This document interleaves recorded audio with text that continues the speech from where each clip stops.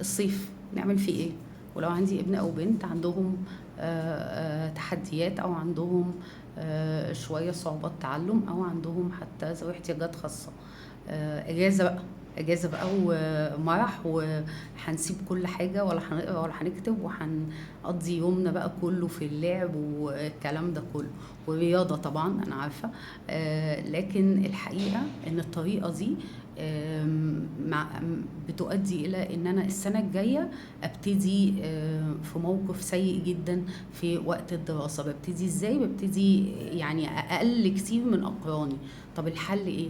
الحل ان احنا محتاجين نستخدم الصيف ده في حاجات كتيره جدا. الصيف وقت كويس قوي قوي ان احنا نبني ذكريات ممتعه مع اولادنا، ودي اهم حاجه نحطها في دماغنا، انه اي حاجه هنعملها تكون ذكرى ممتعه لاولادنا، نحاول نخليها بقدر الامكان ممتعه، ما فيهاش يعني ابقى محضره نفسي كأم كده لو انا بقول تعليقات ان انا لا، الاجازه دي وقت الصيف ده، الرحله اللي احنا رايحينها دي، حتى لو احنا هننزل سوا ناخد بعض وننزل البيسين بتاع النادي لمده يوم، اليوم ده انا مش هعلق فيه على حاجه، مش هقول بقى كل كويس، البس الشبشب، اعمل مش خالص.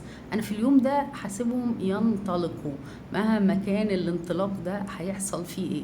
فده مهم ليه؟ لان هرجع تاني اقول لكم، لان احنا هنا بنخلق ذكريات الولاد هيفتكروها. احنا مش عايزينهم يفضلوا احنا الصوت اللي جواهم اللي عمال يقول لهم كل شويه لا انت مش كويس، لا اعمل كذا، لا البس كذا، لا ما تعملش. لا احنا مش عايزين كده. الحاجة التانية كويسة في الصيف انه الصيف ممكن يكون كمان هو البداية ان احنا السنة الجاية ننطلق الى اعلى من اقراننا، او نبتدي على الاقل زي اقراننا بدل ما نكون مستوانا قليل. ازاي؟ ان انا كأم ابقى بستغل كل فرصة تعليمية في الحياة ان انا ادخل فيها التعليم. التعليم يا جماعة مش ورقة وقلم، التعليم يا جماعة ان احنا نعمل براكتس للي احنا خدناه.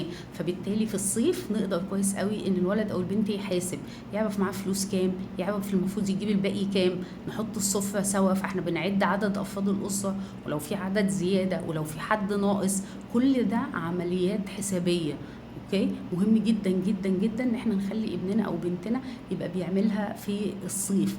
بنقرا مثلا منيو، قائمة طعام، هو اللي يقراها وهو اللي يقول فيها ايه، سواء بالعربي او بالانجليزي. هو اللي يقرا مثلا عايزين نعمل وصفة جديدة، يطلعها ويحاول يقرا الوصفة ديت ايه.